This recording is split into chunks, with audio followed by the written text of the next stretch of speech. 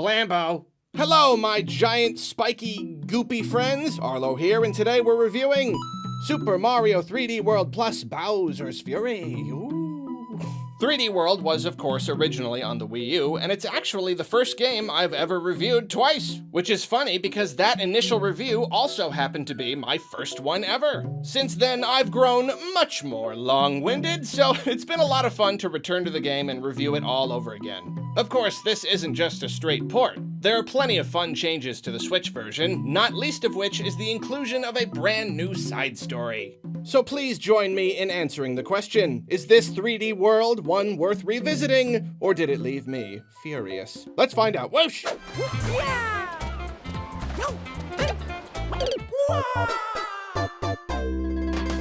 The general consensus is that Super Mario 3D World is a terrific game. Some grumpy Gusses didn't like how it looked when it was first revealed, but after further marketing and release, people realized how great it was, and those Gusses were proven wrong. Well, my friends, I have a confession to make. I was one of those grumpy Gusses. Frankly, after Sunshine and the Galaxy games, I was appalled that this was the first big 3D Mario game in the HD era. 3D Land on the 3DS with its mix of 2D and 3D conventions made sense because of the system's limitations. But continuing that formula on a home console, I was not happy. And I have another confession to make. Unfortunately, I can't really say I ended up coming around completely to the game over time like most other people did. It fails to satisfy me on a pretty deep, fundamental level. However, over the years, I have indeed grown to better appreciate the game, and even if I complain about it, I do like it. I said as much in my review of the original game. And especially in the current context, with Odyssey finally lifting Mario to the heights I'd been hoping for, albeit a generation later than I expected, it's easier to just take 3D World as its own kind of thing. But let's get the bad stuff out of the way first. I promise I won't go on about it for too long. The main reason I love 3D Mario, and really just don't care that much about 2D Mario, is that the latter is just a bit too simple for me. I want to explore, I want the gameplay to change, I want to play at my own pace, I want to move in more than two directions. 3D movement certainly puts 3D World far, far above 2D Mario's in my book. But otherwise, the experience just feels so limited. Every stage is entirely linear, just get to the end. Collect stars and stamps if you wanna. It's not very engaging to me, it's not very stimulating. And if I ever do find myself wanting to explore what little there is to explore, oh, look at that, I'm timed. Why? I don't know, just to make it less fun? Or something? I can't really think of a good reason. So the basic premise is already disappointing, but then there's other stuff that stacks against it too. Nintendo wanted people to be able to play with a Wii remote, so they chose to have the player move in a limited number of directions. With the camera at a locked isometric angle, this can be a plus because it's easier to aim and run along narrow paths and all that without succumbing to slight errors. But the rest of the time, I dislike how you snap between directions, so it's just this little bit of unpleasantness that runs through the whole experience. Like, I get why it is the way it is, but that don't mean it feels good. Then I feel that the multiplayer element impacts the level design. Sometimes it's far too simplistic and kind of spread out to leave room for people to fumble over each other. Like, requiring space for 4 people kind of limited what they were able to accomplish in some cases. And perhaps as a result, the game is far too easy for my liking. There are some tricky challenges, especially in the special worlds, and I know Nintendo is all about making games accessible for any age, but it just feels like they went a little too far in this case. I can burn through most of the game in just a few hours, and that includes picking up most of the stars and stamps. Then, of course, there's the creativity thing. It already feels unfair to take 3D Mario and apply all the limitations of 2D Mario to it, but then to also carry over the blandness of the new Super Mario Bros. Games is just a slap in the face. It's hard to go from something like Super Mario Galaxy with its story and its gravity mechanic and its epic scope to this. They're cats now. That's the thing of the whole game. None of the environments or themes stray very far from standard Mario fare. It's all very geometrical and manufactured with a weird kind of plasticky candy-coated shine on everything. The game just doesn't do anything particularly interesting from a visual standpoint, and it doesn't have much of an identity. In nearly every category, it's just 3D Mario, but less good. However, I must put emphasis on that nearly, because there is one category where 3D World excels, and fortunately, it's one of the most important ones: the level design. Too easy most of the time? Yes. A little too simplistic, a little too often to accommodate for hectic multiplayer? Yes. But the level-specific mechanics on display and how they're utilized probably represent Mario at his absolute best, honestly. Galaxy and Galaxy 2 moved away from the sandbox formula, and Nintendo seemed to have had some sort of level design epiphany, and it absolutely carries over into 3D World. Seeing as Odyssey went back to sandboxes and its linear platforming challenges suffered a little because of it, it almost seems like the less Nintendo has to focus on the other stuff, the better they are at just making runny, jumpy levels. And seeing as 3D World is pretty much devoid of anything but runny, jumpy levels, they were able to create an incredibly pure, condensed Mario experience. Every single level has its own unique mechanic or idea, and with all the power-ups in the game, you're looking at a really good amount of variety, even if the basic concept of getting to the end never changes. Nintendo's four-step design structure of introduction, development, twist, and wrap-up is present here in full force, and it's an incredible thing to watch play out in some of these levels. Then to swing back around to the visuals, it might sound like I really dislike the way the game looks based on what I said earlier, but that's not true. While I lament the lack of unique visuals and strong thematic identity, and feel that it's very far below what Nintendo is capable of doing with Mario,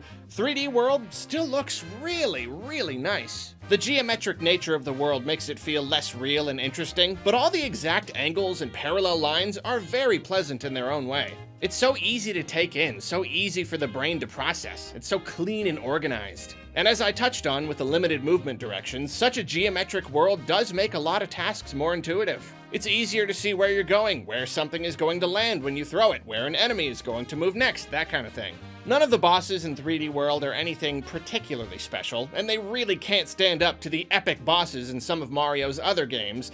And they're so easy that they're usually behind me in mere moments, but they're still Mario bosses, which means they're still a lot of fun to trounce and equally fun to look at. The visual designs are solid, and the animations are all super fluid. Most of the Bowser fights utilize his car, which I really don't understand the significance of. I want to say it ties into some sort of Rich Bowser kind of theme with the theme park and the skyscraper. If so, that really does not land with me. Point is, I don't quite get it, but gosh, it's just so funny. Like, Bowser just loves his new car, and it doesn't even do anything. It just trundles along while he throws soccer balls at you, but he just thought it was so cool he had to use it anyway. That's very specific. I'm not even sure why I'm bringing it up, but I love it. Oh boy, and if we're talking about stuff I like about 3D World, I absolutely cannot forget the music. This is something I didn't really appreciate until a good while after my initial playthrough, when I was trying to find nice music for my YouTube videos. I was digging through soundtracks and slowly realized how amazing the music in this game is. Mario music is always good, but here it's at its absolute best. I don't know, maybe it's the level design thing all over again. Like they had less to work with in terms of theming, so they just focused super hard on what they had and made it all as good as possible. I really don't know, but it's phenomenal. It's probably my #1 Mario soundtrack.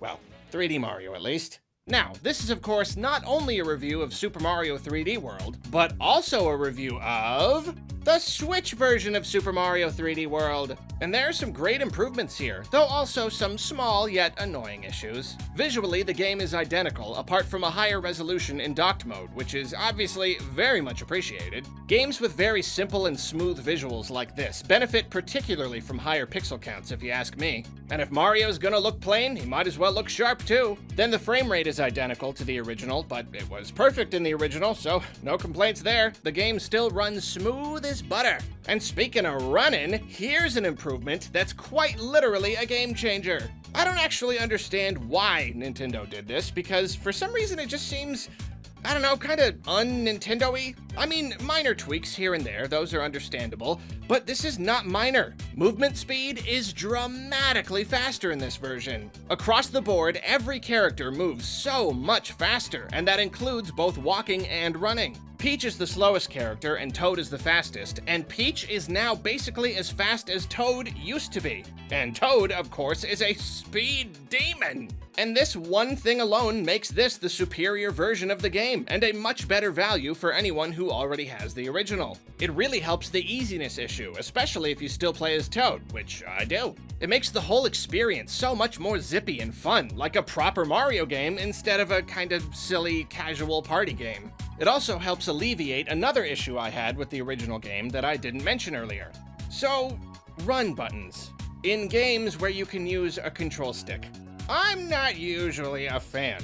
I want to run 99% of the time. If I wanted to walk, I could just tilt the stick a little less, couldn't I? Why do I need to be holding down a button all the time? This was yet another weird limitation thanks to the desire to emulate the 2D games, and also to accommodate for people playing with Wii remotes. That run button is still present here, but with the increased movement speed, running is no longer something I want to do 99% of the time. It's way too hard to control in tight spots. The regular movement speed is now perfectly comfortable, and I can use the run button selectively whenever I need the boost. Again, this makes a massive difference in the raw enjoyability of the game for me. Though, unfortunately, I do still have issues with the run button.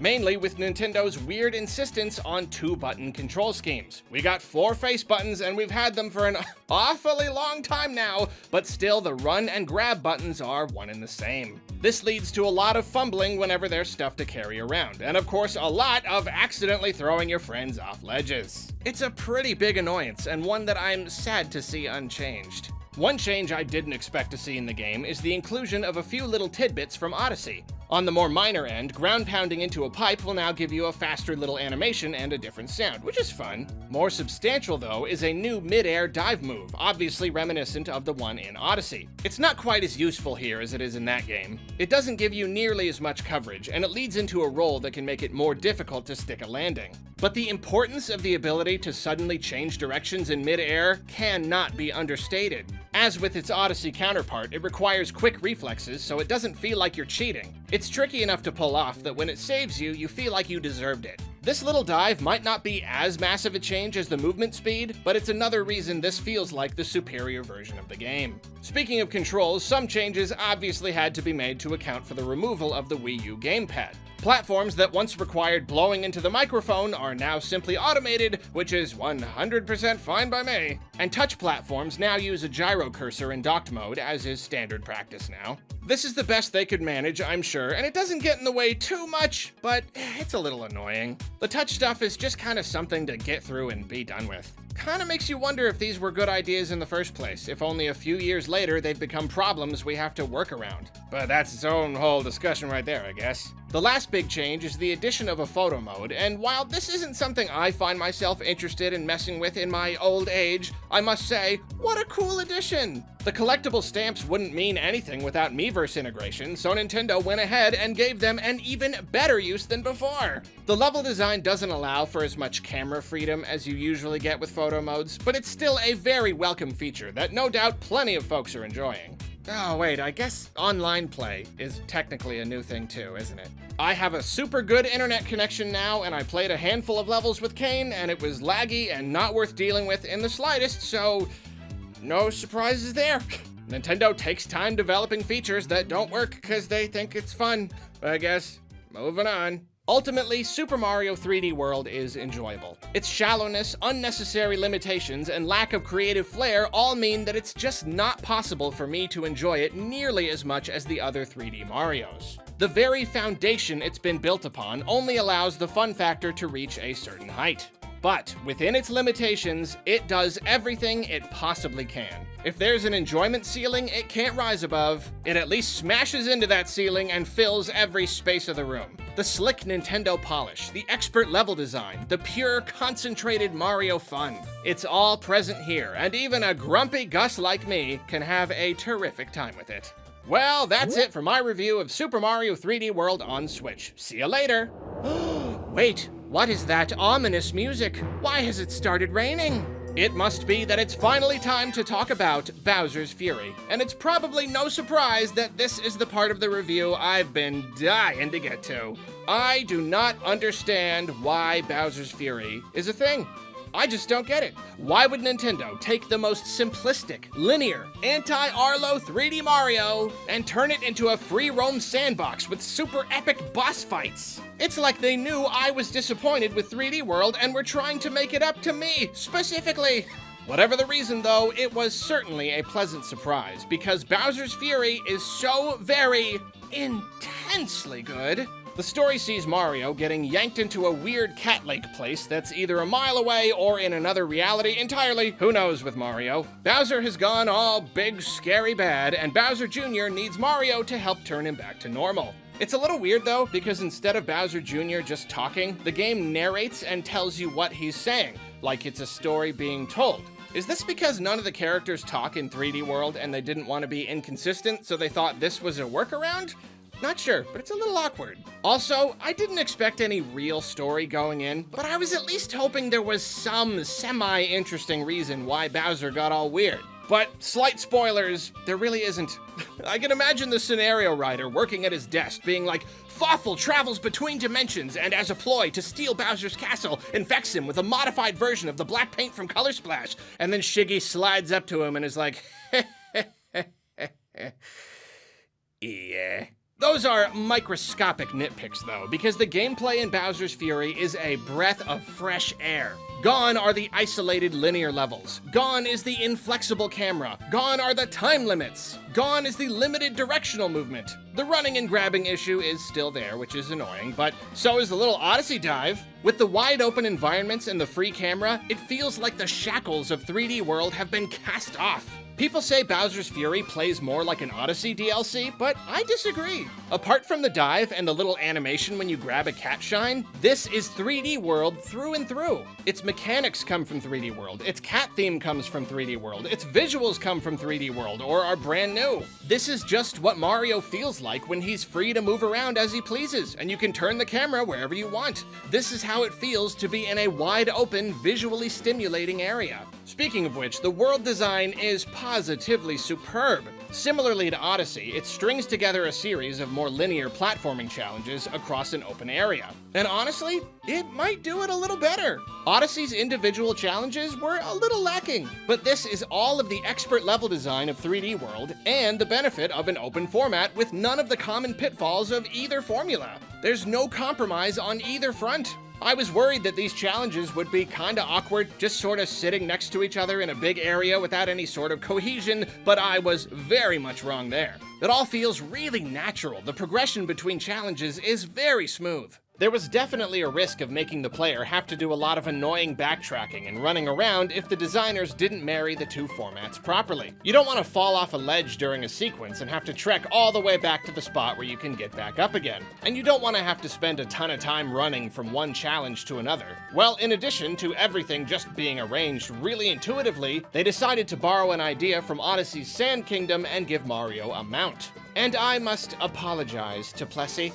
I've said a lot of very bad things about Plessy. I did not like Plessy when 3D World first released. She's a big, freakish, balloon animal, Barney the dinosaur kind of monster, and she gave me a bad vibe. But she's just so helpful in Bowser's Fury, I can't help but love her. She turns what would have already been a breezy, refreshing sandbox experience into an exhilarating adventure. She pops up whenever you need her, so no matter where you are, you can get moving to your next destination in a jiffy. It never feels like a chore to travel because she moves so fast and she's just so fun to control. Giving the player constant access to such speed allowed the designers to spread everything out across a super wide area, giving the world a wonderfully big scope. Looking out over the water and zipping off into the distance is a joy. And of course, there are plenty of Plessy-specific challenges to do, so there's always fun to be had wherever you're going and whatever you're doing. The same can be said when you're off of Plessy as well, because Bowser's Fury does an incredible job of making the most out of each area and structure.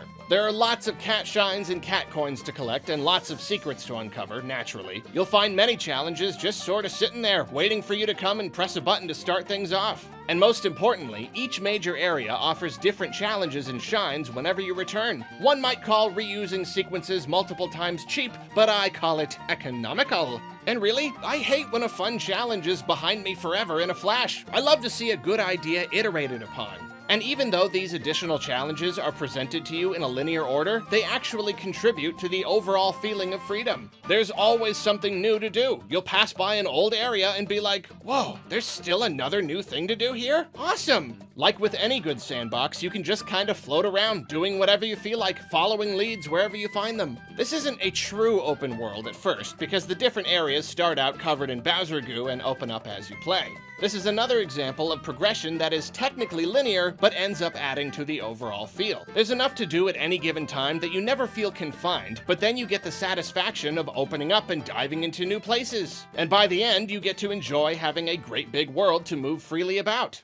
Alright, it's finally time to address the colossal fire-breathing turtle dragon in the room. In terms of format and design, Bowser's Fury is positively exceptional. But Bowser himself is what ties the whole experience together and gives it its creative identity. He sits there in the middle of the map at all times, slowly rising up out of the goo until he's floating like some kind of creature in a stasis chamber. It's incredibly menacing, but again, I must say, not having a good narrative reason for him to look so creepy is a little disappointing. It limits the cool factor a bit. That's okay though, because the sense of impending doom is still very strong, especially early on. If there's nothing obstructing your view, you can always see him, and you know it's only a matter of time before he pops out and all heck breaks loose. I especially love when the weather turns bad and the music grows all ominous. Then of course, when he finally comes out, it's very exciting. I absolutely love big, grand spectacles in games, and I particularly love huge enemies. The map is very big, but Fury Bowser is so massive that you can't possibly get away from him. He towers above you, making you feel absolutely microscopic, and being pursued by a monster that big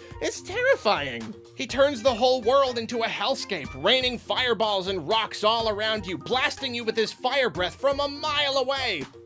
I've had nightmares like this, and this is a Mario game. I honestly don't think I could have played this as a kid. It would have been too scary. These sequences are interesting mechanically, because while these rocks try to crush you, they also act as platforms, allowing you to get around more quickly. This is good because you can make Bowser go back to sleep by collecting a shine. And because no good Mario concept serves only one purpose, there are some blocks that can only be broken using Bowser's fire, and trying to trick him into breaking them is a fun and frantic activity in itself. I will admit, the more I experienced this whole Fury Bowser thing, the more the novelty wore off, which is only natural, I suppose. Once you realize how low the stakes actually are, it loses a lot of its scare factor. If you die, everything goes back to normal and the wait for him to pop up resets, and there's no real penalty beyond losing some coins. It's actually the quickest way to get rid of him. Sometimes he even just gets bored and leaves after like a minute, which is often welcome, but also a little anticlimactic. The further you get in the game, the more frequent his visits become, and there were at least a handful of times the rain started and the music changed, and I was like, ugh, again. If you're in the middle of something, it can be a little annoying. Overall though, I really like the mechanic. It's something really interesting and new that Mario's never done before, and the real-time element lends an immediacy and strong sense of motivation to the experience that I greatly enjoy. And I love games where you're menaced by an enemy, and there's all this build-up to the point where you finally get to take them on. I won't show the actual encounters with Bowser here, but they're great. A little too easy once I figured out a certain way to attack him, but nevertheless, just as spectacular and exciting as you would expect from a final Bowser fight in any Mario game. Another interesting thing about Bowser's Fury that we haven't talked about yet is the inclusion of Bowser Jr. as a partner. A second player can control him, which was at least a little fun for the brief time I tried it. If you're alone though, he'll just follow you around, and he can attack stuff for you and grab coins and create power-ups by painting these spots. This is something that easily could have harmed the game, and quite dramatically. Nothing is more annoying than CPUs who do everything for you before you even have a chance to try ahem. Miraculously though, Nintendo thought of this and gave us the option to use Bowser Jr.'s help a lot, a little, or none. Problem solved. What problem? There is no problem. And the great thing is you can still use the gyro cursor to make him paint those power-ups, so you get all the benefit with zero of the annoyance. And speaking of power-ups, Bowser's Fury uses them in a very interesting way. Plenty of Mario games have allowed the player to store a power-up for later, but here you can store a bunch. Also, whenever you get 100 coins, you earn one for the bank. On one hand, this does make the game a whole lot easier. The abundance of power-ups is one of the reasons 3D World is so easy, and they certainly make things easier here. There are even a few platforming challenges that are essentially rendered meaningless with the catsuit. But that's not too common, and actually, being able to call upon a specific power-up as needed lends to the sense of freedom. If you're in a situation where you could really use the boomerang suit, it's nice to just have it right there. You can trade power-ups around and play with whatever you want. And of course, there's the silly satisfaction that comes from collecting a bunch of stuff and knowing you have it if you need it. I always like that. And finally, we come to how the game looks and sounds and runs. Bowser's Fury looks pretty darn nice. As I said, the size of the world is very thrilling, and all the water with the mountains all around gives it an incredibly serene feel. But the game probably looks its best when Bowser is up to no good. The rain and all the rocks and fire and stuff look great, and I particularly love the way his fire blast lights everything up. It's phenomenal. The rest of the game, however, just kinda looks good. I mean, it's the same as with 3D World. It's nothing technically impressive, but it's undeniably pleasant. Though, apart from the cool spectacles, it actually looks less good. The resolution is significantly lower in Bowser's Fury, and it makes for a super jaggy, muddy image when played on a big TV. It's also disappointing to see how the game runs. I feel like Odyssey looks a lot better than this most of the time, yet this runs significantly worse. I suppose it's because of how big the world is, but frame rate drops are fairly common. During Bowser attacks, things naturally are most likely to slow down, what with all the fire and rain and the giant Bowser and everything. None of it is enough to seriously hamper the experience, but it's definitely disappointing. It seems that the Switch hardware is having a hard time keeping up with Nintendo's vision for some of its games, and Bowser's Fury is the latest title to make me long for something more powerful. Super Mario 3D World is a good time, and the Switch version offers a pretty great improvement over the original. All by itself, considering how quickly I can burn through it, I'd think this was a hard sell at full price, especially seeing as I already played the Wii U version. But the inclusion of Bowser's Fury makes it easily worth the asking price. Whether you're more into linear Mario or sandbox Mario, the package offers something for everyone. Even beyond just adding enough content to make it feel like a good value, it's nice that Nintendo went the extra mile and actually created something genuinely special that I'm sure I'll be returning to for years.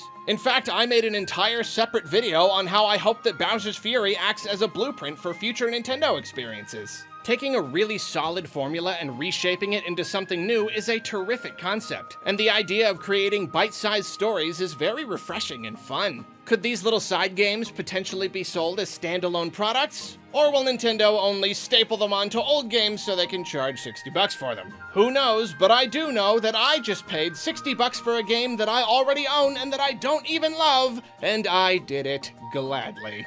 Well played, Nintendo. Well played.